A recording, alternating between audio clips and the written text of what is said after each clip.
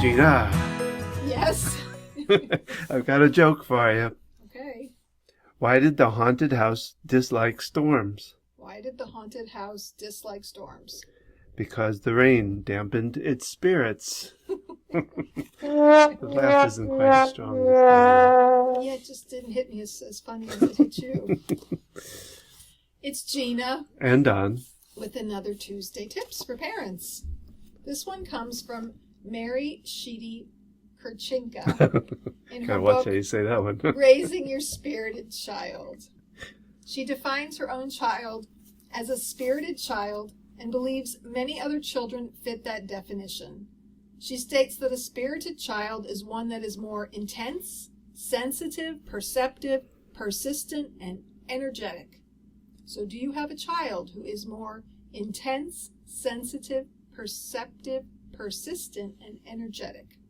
And what she goes on to state, I'm quoting from the book, the only information I could find that described her son used words like difficult, strong-willed, stubborn, mother killer, and Dennis the Menace. That's a strong one. She also states, when we choose to see our children as spirited, we give them and ourselves hope. It pulls our focus to their strengths rather than their weaknesses, not as another label, but as a tool for understanding.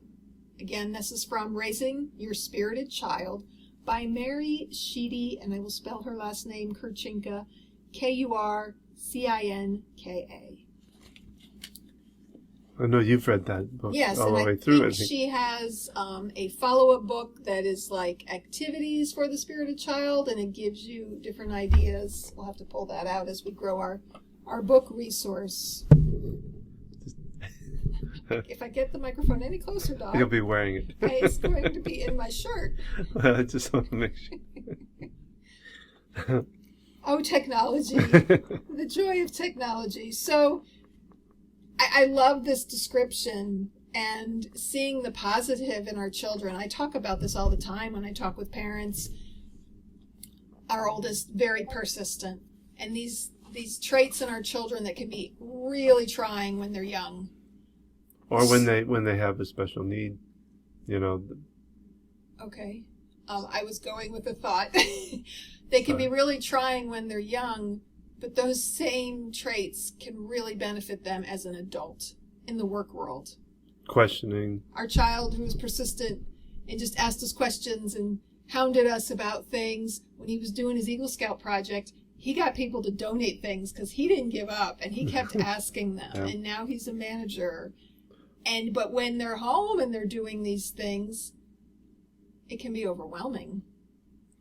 Well, he was also the one that wanted to know, like in the dentist office, what they were doing, when they were doing it, how they were doing it. So just to understand, and that was always a tricky thing because some of the dentists didn't want to do that or didn't want to, give that information out to a child, And they wanted to just distract them and just, here, look at this silly toy. Now I'm going to go in your mouth. And it's like, no, you need to tell him what you're doing. You need to describe it.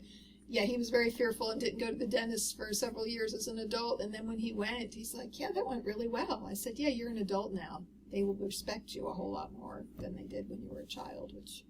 So looking back to these different traits, if you have a kid who is more intense, sensitive, right? We have a lot of kids who are hypersensitive to clothing and textures and noises, lights, sounds, smells. It can be a variety of different things. Well, and there's a point here that I've realized with my clients that I get a lot of adults that were told as a child they were too sensitive and not. That's a little different than the sensory issues, but kind of it plays in the same field. But one of the things that I kind of realized over time, the more I ran into those people, is that sensitivity, to me, can become really a bonus for them. Not a bonus, but a good quality for them. Because I think about it this way. Well, one, they're in the doctor's office, so they became sensitive to what was going on in their body enough to be able to say, I need to do something about it. And so these highly sensitive people are much more tuned into themselves, which to me is good. If you know what's going on in your body, you can get ahead of it, you know.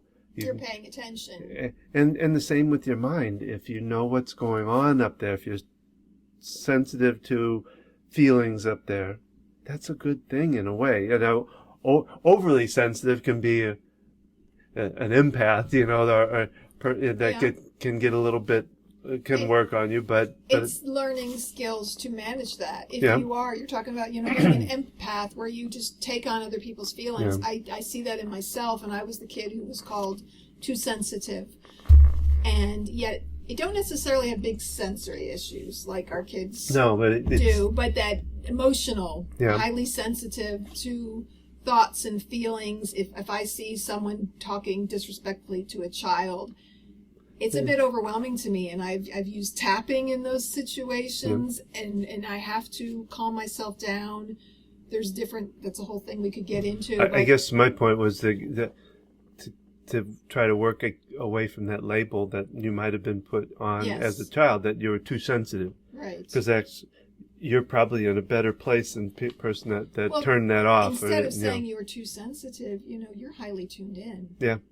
And so this is looking at understanding these things, that their child is spirited, rather than, you know, she was told that her child was difficult, strong-willed, stubborn, mother killer. That's an interesting. I know the book was written, I believe, in the 80s. You know, Dennis the Menace. That's kind of an old reference too. So, you know, what kind of labels do we put on kids? Attention deficit disorder. You know, disruptive, oppositional defiant disorder.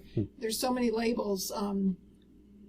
And some of them are, you know, it disguised as diagnoses, yet